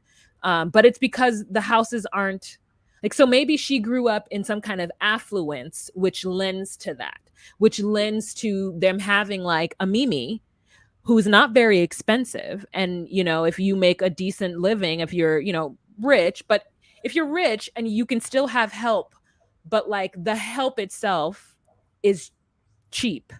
You know what I'm saying? Yes. And Lebanon, so, a lot of that. Yes. Huh? Yeah. Oh, yeah. So I think that might have been her experience, because even doing yoga on the island as a local feels luxurious to me. It feels like something that I don't know how many yogis are in Jamaica. I don't know what yoga is like with the native population, but not Jamaica, Trinidad, but I'm in the islands, but Trinidad in like specific, I don't know what that looks like. Like here, yoga is everywhere. Is yoga everywhere on the islands? It might be, but I don't know. I don't know. So, but I just feel it just feels affluent to me. Yes. And so maybe that's what's going on, is that, and also it could, my theory when she dropped the water was that it's so hot wherever she lives that it would just dissipate. So it's not that big a deal. But you, I But just, also she yeah, won't perfect the silverware right. So you're kind yeah. of, oh, someone like, but But then or how does she know how to cook? And like, I think that maybe their silverware is just like the forks here, the knives here. You're just like forks. I mean, maybe it's like that. So she's like, you're so dumb for like what? Then then after, then you go in between the forks. You're the dumbest. I think that maybe there's this that thing. But anyway, so let's set this up. So what basically happens is Bilal's daughter comes over and she's like, okay, we're gonna like spend some time together. I'm gonna like teach you like how to cook some like classic Trinidad and Tobago food dishes. And like we see, a fresh produce dish on Bilal's table. And I'll tell you, it has limes, it has shallots, it has garlic, and it has fresh coconut in this bowl. So you know that thing is going to go down. And I'm like very excited about it. She gets out a cooking board. She starts to cut garlic. And I'm like, yes, honey, she does the right thing where she tries to open it. And you're like, oh my God, no, she's no chef. I mean, she's a chef and she's no cleaner. That's fine. Then they start to have she's teaching her like how to do the chicken. And here, here's the thing. In America, we don't wash our chicken. We just like get it from Ralph's, honey, or whatever. It's like like wet, it's slimy, it's like cut. I'm just saying, most of the time, of course you can get, but like you get the chicken breasts or the chicken tenders or the chicken thighs or deboned. They're just sitting there, just de-skinned. You just like fry them up in a pan. And go ahead, Well, no, we do wash our chicken. We do. we do. comments below, you tell me if you wash your chicken. And listen, Yeah, you get it out and you like put it in a bowl with either white vinegar or like lemons or both, and you like let it sit in there so like the gunk can like rise to the top, and then you rinse it off and then you cook it. Now, we have been told recently that we should not be cleaning the chicken because it spreads the salmonella everywhere. But at least Black people do wash the chicken. okay, I'm so glad listen, I am very glad that you said something, because look at this. Yes, well, I washed, yes, honey, vinegar and water. Everyone's like, bitch, Chris, you don't know what you're talking about. Everyone washes their chicken, honey, all of it. Okay. Yeah. I marinate my chicken, with those things. But yeah, okay. All right. Well, goodness. But anyway, so this is where it gets fun. Shy, who barely does anything at all to anyone all the time. I can't imagine this actually happens. Then she like, and this is the whole other thing where Shy, sometimes I'm like, I can't quite tell Shy's level of, like socioeconomic background. We've talked about a little bit of that. But this is the interesting part, because then Shy's like, you take your chicken and you wash it like your female private nether regions. And we see Shy, honey, she rubs that chicken. You know how like back in the day we would like, there's no washing machines, and so you'd like take your clothes and you'd put it on one of those washing paddle boards, and there'd be like knobs on the paddle board, and so like blah, blah, blah, blah, and you see women, like running something up and down and blah, blah, blah, blah, down. I mean, the force and violence of that is how intense, if not more, that Shy gets at this chicken, while Bilal's young daughter watches in horror at how rough this woman scrubs her vagina. Yeah, and that's another thing, because literally we are told now not to put anything up there, not to even use soap. Like there are washes, and I'm not even talking about Summer Eves. I'm talking about like other types of washes. And even then they're still like, you don't need to do all that. You just need to use like water and your hand on your vagina. Now, I don't subscribe to that notion. I have to use a wash, but I don't even use soap. Like I stay away from soap, any kind of perfumed anything. And so for her to like show an example of her just like going in and grinding in on a thing like you would your lady parts is like, is her pH balance okay? So many questions, and it was so unnecessary. There was so much, like she barely talks. She won't even play board games with them. You know what I'm saying? Yeah. Like this woman hates being on scooters, hates being like, it's interesting, like the ways in which she's like wants to connect. She's like, no, I barely will talk to you, but call me mom. Also, I barely talk to you, but like, let's just talk about. How you should be cleaning yourself. Also, don't do that. Anyone watching that's horrible. Yeah, no, just I don't know. She Anyway, probably still puts like she probably still douches and puts no, talcum powder like in her underwear. I know. No, it made me think of that too. I'm so sad for her. But yeah, so and then they have this conversation where again they're like, "You remember how I asked you if like you could call me mom?" Well, I still want you to call me mom. And like Bilal's daughter is like, "No," and we're kind of like, we not have this conversation because let's just be honest. You can't just keep calling her Shy just because you call your mother's husband by his first name. That's not a normal thing either. Like, like adults can have like, some sort of like authority and respect for you. And like that is a known thing. And also, yeah, you don't have to call this person mom if that's weird or if it makes your mom feel weird. There are many other words, and I have to like someone who's from like TNT tell me what the word is for auntie, honey, because there's one, or big sis or auntie, or like, like step aunt, honey, great aunt. I mean, and just one of them, teacher, like you call her something with like a little like, what do you call yogi master? Yogi? No. Guru? No. Anyway, the point of the story is just call her auntie. But you know what my other point is? I'll tell you when it's not going to matter. The reason why she wants to be called Uma is because she wants to be a mom. I think that if she actually had her own kids, she'd kind of be like, I you older ones to call me whatever the hell you want. I already got people calling me Uma. I don't even think that I think she's not telling the truth when she says that you call older people Uma. Unless she's saying like, yeah, so I call an older person like Uma Jane. So I think she clarify if she would have said, I would like for you to call me Uma Shida. I think that the kids would understand that, or Umi Shida, right? Because I think that it is at least adding that you aren't that the, respectful, or yeah. Yeah. Yes. Like I think it's adding the respect without it being crosshaired whether or not she's their mother or not. Yeah. That makes sense. Yeah, mommy, mommy wah, like, and you're just like, oh yeah, like that kind of makes me feel like there's another mommy, not mommy wah, So anyways, she gets out of that situation, I guess, by, I don't know, making the chicken. But then basically they're like, they're going to go using one of those horrible, and I hate them, like birdie scooters. I mean, I feel like they're death traps. They're just like, I feel like I want there to be good transportation for people. I just feel like they move in such a way that they are not safe. So there's got to be ways to make them safer. I really, anyway, moving on. I imagine people must bust their faces on those things at least 100 times a day. I rode one in Tennessee and I should not have. Yeah. And I am so grateful my face is intact because it was a terror-filled ride, but I had to because I had worn sandals and I couldn't walk anymore in my sandals.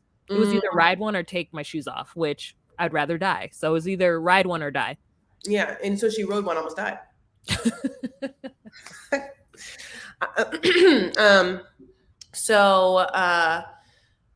All right. So then there was like this thing where, Courtney doesn't want to scoot. She just like doesn't want to do anything. Like, like she, she's not adventurous. She's not take one up. She's not easy. She's not like go with the flow, like, which I guess, listen, you don't have to be anything, but it would sure help if you are like going to ever be in like a whole ass family. If you are a stepdad or a stepmom, both things, for you to have a certain amount of adventure and flexibility, especially for family activities this family already does. You know what I'm saying? Like board games or whatever, the scooting around. I'm not saying it's great, but it's like, come on, obviously, like let's get in.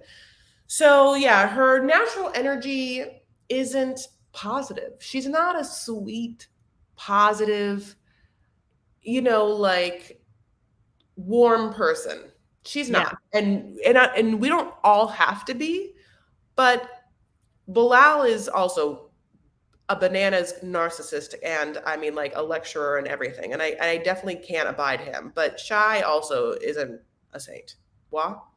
Yeah, I don't think that they are compatible. I think that they'll both make it work because they both want something from the other person. Shida wants a man who can give her a lifestyle to which she is not accustomed but akin to. And I think that he wants a certain type of woman on his arm. And so here you have two people who see the mutual benefit in them being together and how they on paper make a good fit, but they're seeing how the personalities of these two people, how it doesn't make it. And no matter how much you want to put uh Islam on it, as long you know, because Islam is the to me the band-aid, right?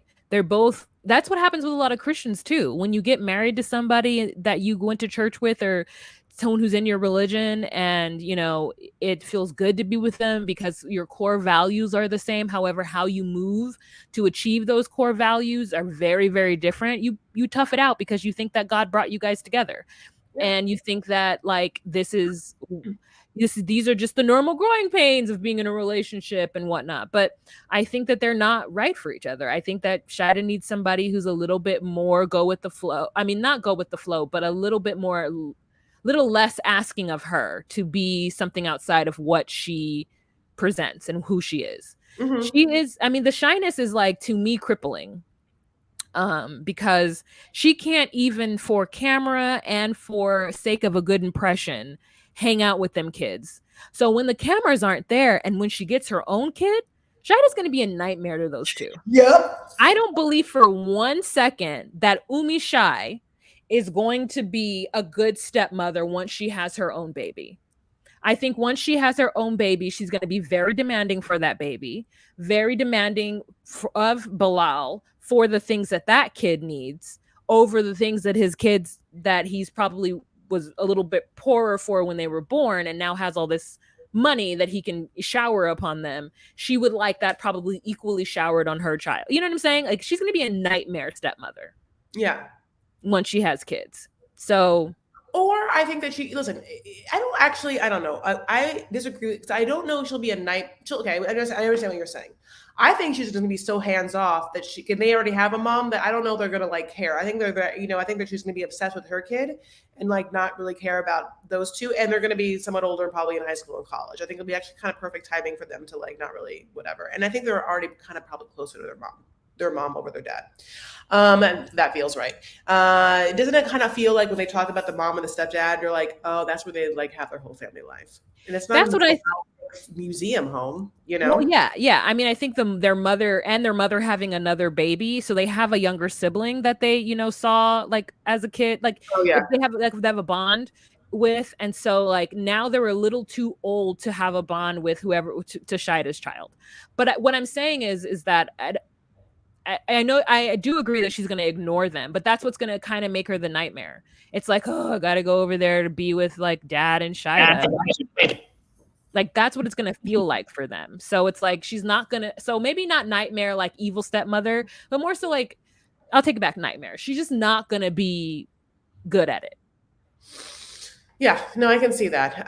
Basically, Waz asleep at this point. So let me tell you what happens. Yeah. So then after like she doesn't know how to scoot. I don't blame her. Those birdies are horrible. Bilal brings her over and they start talking. Like they have like their private alone time, and just like they've never had one conversation that ends with a warm flirt or just like I think about couples like have we ever seen them one moment of them just kind of being like, babe, thank you for bringing me here, I'm so happy to be here, or like, you're so beautiful, and when I see you with my kids, I feel like we have like there's not been one moment of that, or and like they don't share any sort of like complimentary tones. I don't understand what their love language is for each other. Like they sit down and they kind of like go at each other for all the things that they've gone at each other before, for him being too clean and her whatever blah blah, and so she starts to like kind of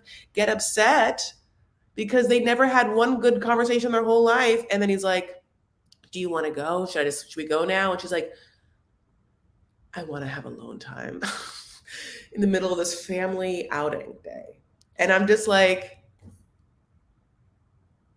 Wow, she can't even push through. But also she's right. They have never ended an episode with them ever. Not one time. It's been contentious since she first got Uh-huh. there. It's been mad. Hostile. Like, I mean, like madly. It feels like now. It's like it feels hostile all the time. Like if I couldn't even, I couldn't. How would I even? I would have not stayed more 3 days feeling the amount of tension. If I felt that tension for more than 3 days, I would have. I'm so anxious. I would have had to leave. And maybe some of this anxious behavior is that she feels that, but she's definitely none of them are coming to any sort of like commonality or a same page for whatever reasons they have within themselves. Yeah. How are you feeling, Wa? Do you wanna continue with me? I have Kobe and I have oh wait, we only have Kobe? Yeah, I've only had Kobe and Emily. Do you want to stay? You want to go? I have food coming. Let me see how long it's gonna be till it's here. No, I gotta go. Okay. I love you so much, Wa. All right. I love you too. You guys have an I'll be here, obviously. I'm just gonna not be on What are you, screen. what are you gonna eat? I'm getting like a bowl that has like veggies and broccoli and like beef and like from like an Asian spot, like an Asian fusion spot. Oh, okay. Yeah. All right.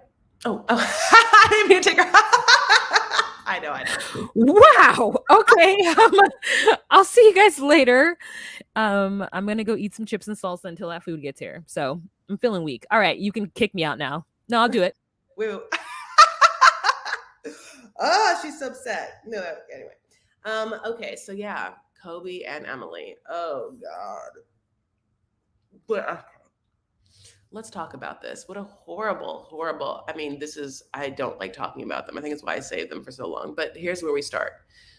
Kobe and Emily are going to Emily's neighbor's ranch that also they have horses. So like Kobe can learn how to ride a horse and he's like up for the challenge and they're driving together and he's trying to lovingly give her the affection of just like touching her leg thigh, her. This is the same woman who like begged him to sleep with her before he got to meet his son. Okay. And she's like, don't touch me. Don't touch me. Oh, stop it. Just like, okay. And then so, honey, they get him on the horse. And I will say that like these horses look like ponies. And I feel like, is there like just like some bigger steeds? Put this man on a steed, honey. This man needs a stallion. Like he doesn't need to be riding this like, little like donkey. They're very tiny. So, thank you. You guys like this color? This is OPI's your coastal sanctuary. So basically, she is watching him, get on this horse, and he does it. And he's like pretty good at it, like right away. Like it's hard, and like he's doing it. They're not galloping, and you have to like like trot and get up or whatever. And she hasn't ridden a horse in a second, and she gets on, and then like I'm hoping that this equine therapy like does some sort of magic, honey, because these two need it. By the way, if you haven't yet, please like this video. I forget to ask, but it's like incredibly important because it's like I have, some sort of algorithm that I have to somehow master. And let me tell you, your girl is not good at it. No. It's getting hot in here. So please like this video. Please give this video a thumbs it up. Or don't like the video, dislike it, but just touch it in some way in a friendly, algorithmy way that teaches YouTube that like, honey, the people here, they do stuff. They touch things. Reach out, touch base. I have OPI Sweetheart, LOL. Oh yeah, yeah. OPI Sweetheart's gorgeous. I like OPI, Bossa Nova. Don't Bossa Nova me around. That's also nice. Thank you so much to my loves with these. Thumbsing it up, everyone. So that's very funny. So basically, this would happen. So after they ride horses, Emily wants to have a conversation with her parents. Now, Emily has a very clear objective, and the objective is that now the most important thing for Emily is to make sure they have a great wedding.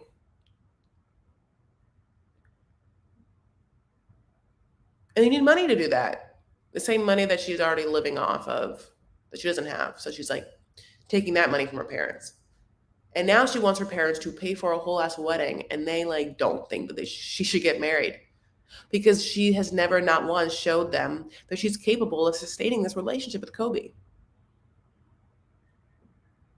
Not at all. They don't believe it. You know how many pickles they've had to like pay their way out of with this one? They know. They know it so much, and they have such resentment that they can only be mad at themselves. So instead, they're kind of mad at Kobe for representing her mistakes that she's made. When really, if they had instilled enough emotional intelligence, wisdom, experience, and maturity in their own daughter, I think we would see a different Emily. But that's not my business. Oh, thank you so much for the super sticker. God bless. Marie, thank you. Honey, cha-ching. Thank you so much. So why did they not just ride the horses at his parents' home? I mean, yeah, I don't know if it's because there was no one there to like tack the horse. Maybe they don't have the appropriate things to like put all the horse riding stuff. If Emily hasn't ridden a horse in a long time, maybe yeah, they just don't have saddles and saddlery stuff.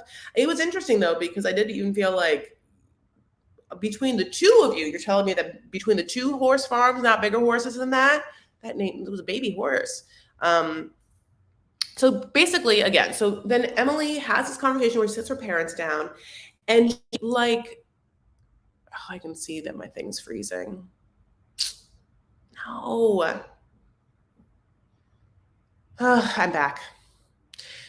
She sits down with her parents and she's like, hi, mom. Hi, dad. She's like forlorn. She's like, no makeup on. They're like, hi, how's it going? And she's like, everything is going really well except for one thing, one horrible, hard thing. And they're like, oh, your relationship, your maturity, like how are you going to get things working, like everything? And she's like, no, any of that. Everything's going fine with that. Even though like, yeah, mom saw him and he said, shut the fuck up to me in front of mom. They tell the story to dad. And then dad acts like it's the worst thing in the whole world. When I want to be like, are you insane, Emily's dad? Are you going to right now be on camera and look and think that we're supposed to believe that you haven't wanted to say that to your daughter 1 billion times? That one? Come on. But no, he acts like it's really bad that she said that.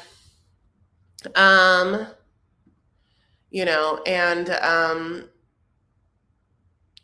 she's like, I really need money. We just really need money.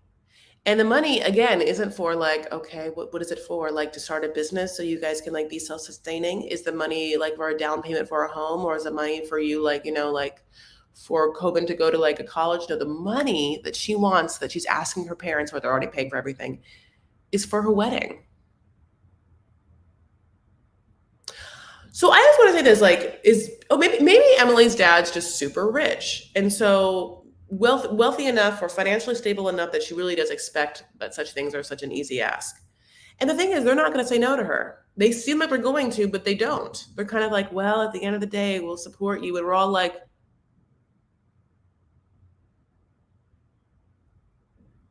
okay, all right, well, then throw this wedding for this daughter that that you don't even think that she should get married, like they're basically like, Emily, why are you getting married? She's like, oh, because we're on a show called 90 Day Fiancé. We have to get married in 90 days. Like, no, you don't have to get married in 90 days. She's like, no, we have to get married in 90 days. Or he goes home and they're like, I know. Let him go. He can go.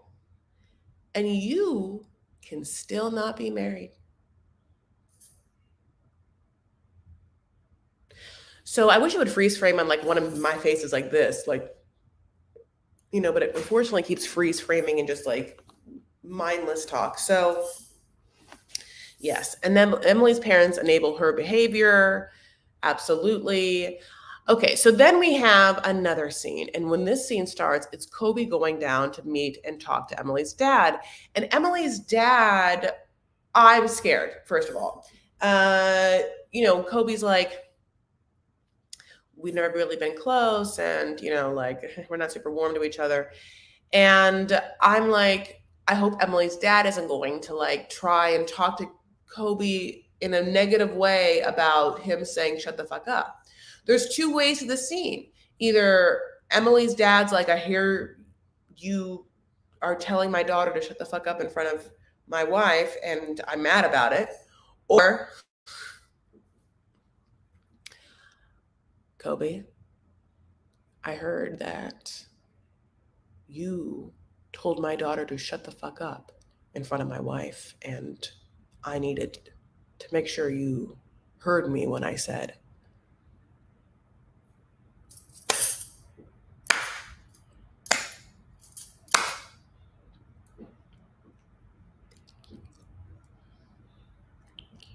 But neither of those things happened. And what happened is instead this like financial conversation they have where basically they're like, well, how are you going to like pay for everything? And we like Kobe. We know we like Kobe. Now, we don't know a lot about Kobe other than his incredibly warm heart. Is he the most, we don't know his ambition level or his skill level or his like foresight or, like that kind of like business sense. We don't know any of that. But we're going to start to hear a little bit. Emily's dad's like, so what are you going to like do to like make that money and make that green in this country? And he's like, I just want to quickly check. Is there a lot of modeling in the Salinas? And Emily's dad's like,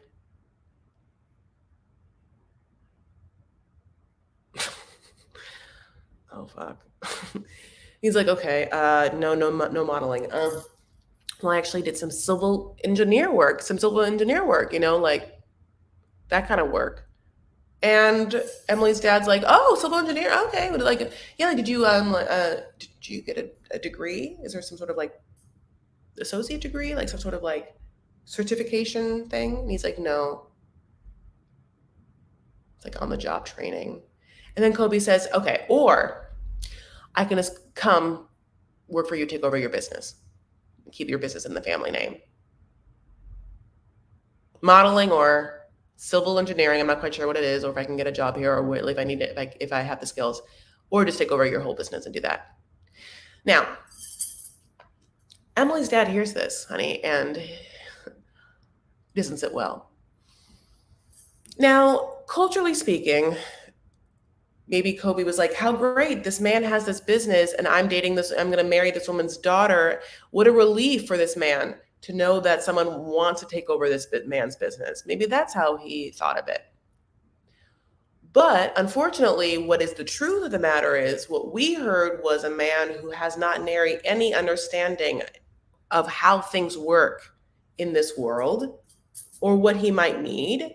I don't know if he knows what Emily's dad does for a living or if he has any capability in that arena. I don't even know if Kobe is a good worker, a hard worker, ambitious, has any follow through for any job. And you would have to have presented some sort of that moment before you just tell someone he's going to take over his whole goddamn business.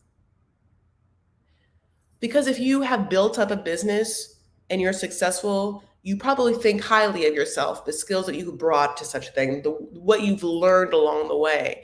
And for Emily's dad to hear that, what he's thinking is, oh, you would just lose it all. What are you talking about? You don't know anything about it. Why would I give something to you? You would just not know what to do with it. You would just lose all that money. The truth is, when it comes to succession planning and retirement planning, it's very hard for people who have made businesses to have exit plans, strategies like that. And sometimes in such a situation, one strategy is to sell the business when it's at the top of its money-making capabilities and have that chunk of change and do what you can. To give the business to someone means that no one gets any money unless this person meets or exceeds what has been happening. And you have to then trust this person will do that. But if this person has had absolutely no experience, they're just going to lose everything.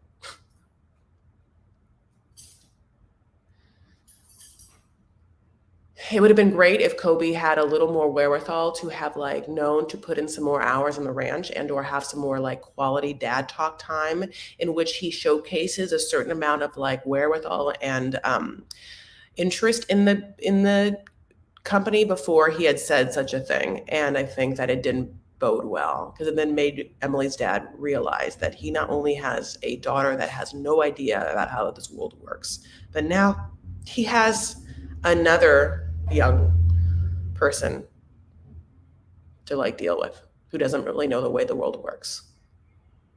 I feel bad because, Kobe was like, look, I didn't tell Emily this, but I did come with some money.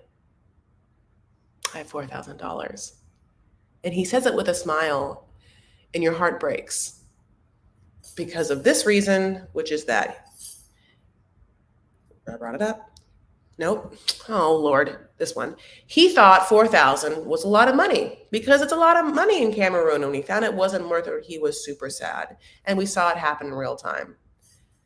He's like, I have $4,000, and in Cameroon that can give us an apartment, and we can like live for like a year. And we all saw the 4,000. We were like, okay. I don't even know if you, I mean, like that is rent for 2 months.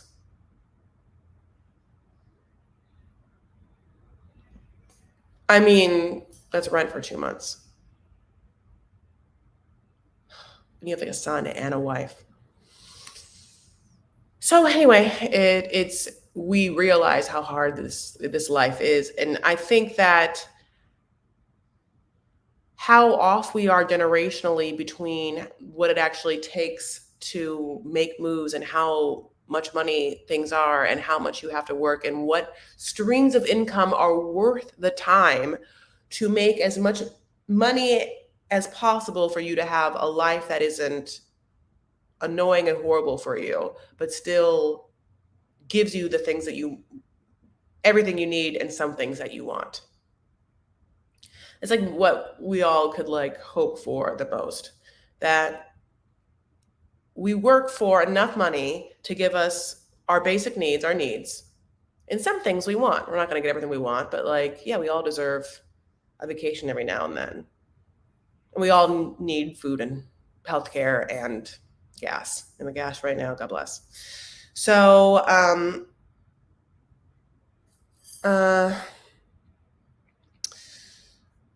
basically, that's it. That's it.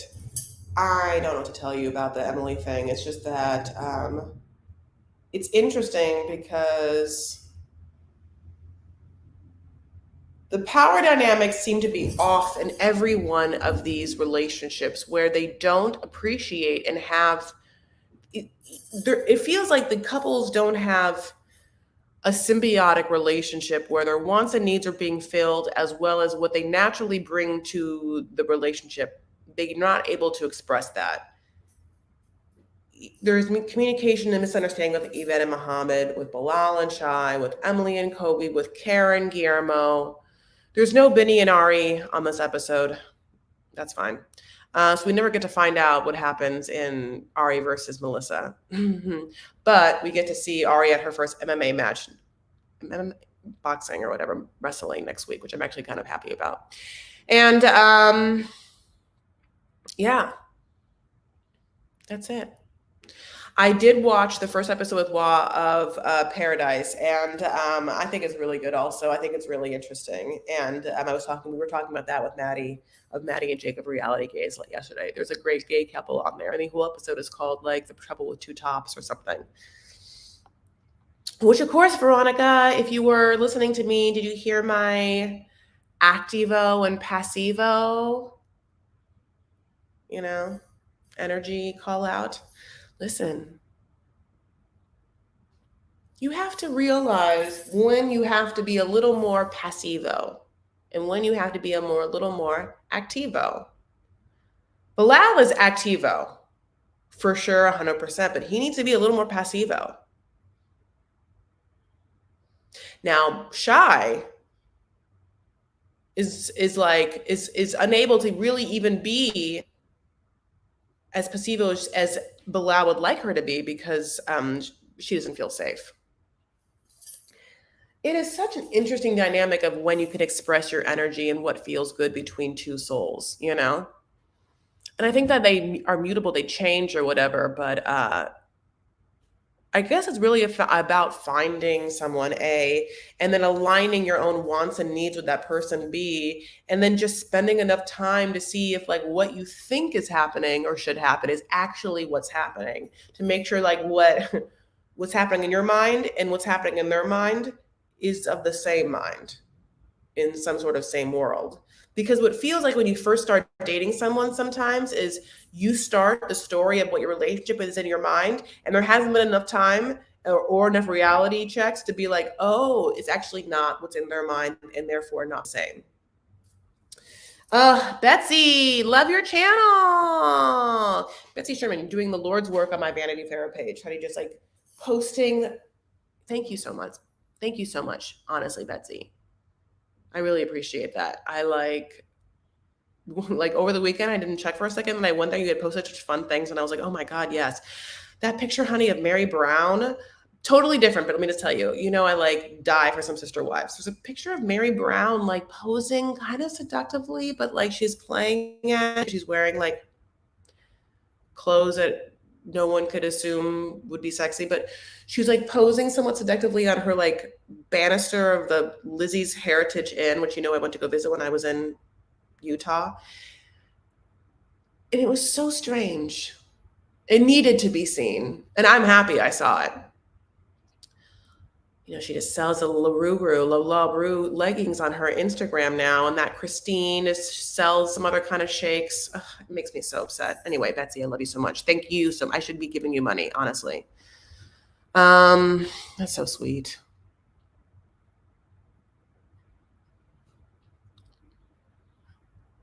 It's all LuLaRue, ugly. All right, my loves. Yeah, so Bachelor in Paradise, Love in Paradise is fun. I can't wait to get more into that. Thank you so much for being here on this long live, almost 2 hours, me and Wah. And then weirdly enough, I already talked about this episode already on Wah's channel earlier when Wah went live. So it's like, it really has been a day of talking about this on YouTube. Thank you so much to everyone that's been to both ones. That's really awesome. I love you guys. You're the best. You know that. We're going to take a breath. Is Lala here?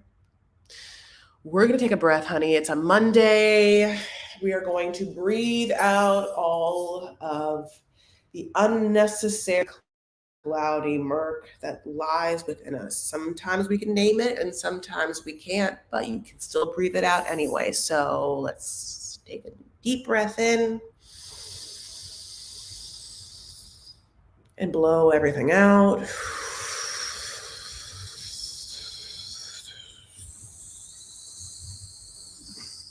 We're gonna do one more.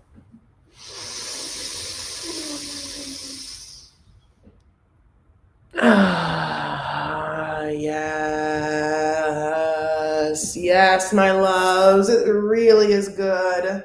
Get some movement. Just get a little light flow. Forward fold, whatever you need to do just to like get a little like something, a little juice happening in here. I love you guys. Again, thank you so much for being here. Of course, you can follow me on Instagram and Twitter. I am at Chris L. Farah. The L is for love.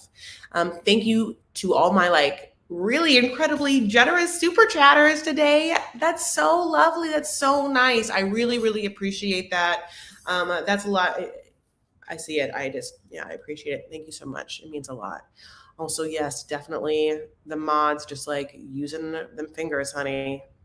It felt like when I first started going live, like when I first like live streamed, there used to be a lot of trolls, right? Like that's when you had mods, and then I would like had mods, I have mods, and then like there was never a troll again for like 5 years. I feel like people forgot how to like moderate. They're like, oh, we have to, it's annoying to have to do, but then like suddenly they came back. It's the same one too, and that person's on Wah's channel too. It's so crazy. Anyway, blah, blah,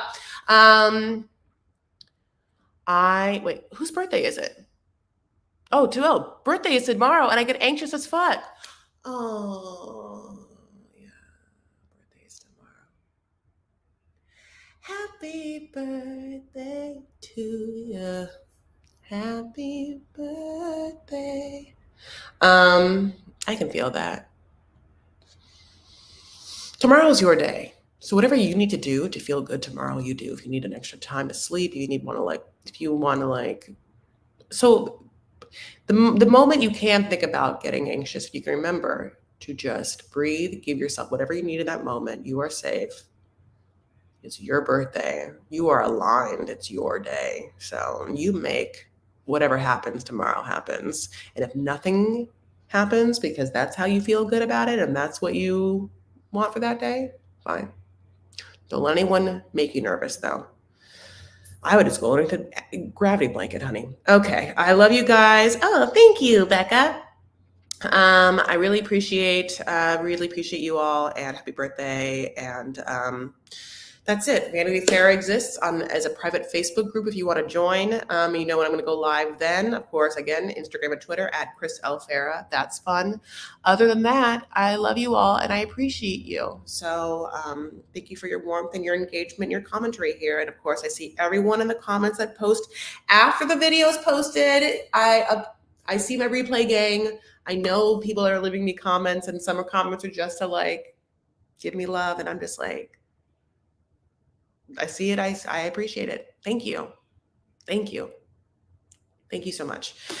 All right, my loves, that's it. Take care of yourselves and one another and stand up for what you believe and make art. Okay? Bye.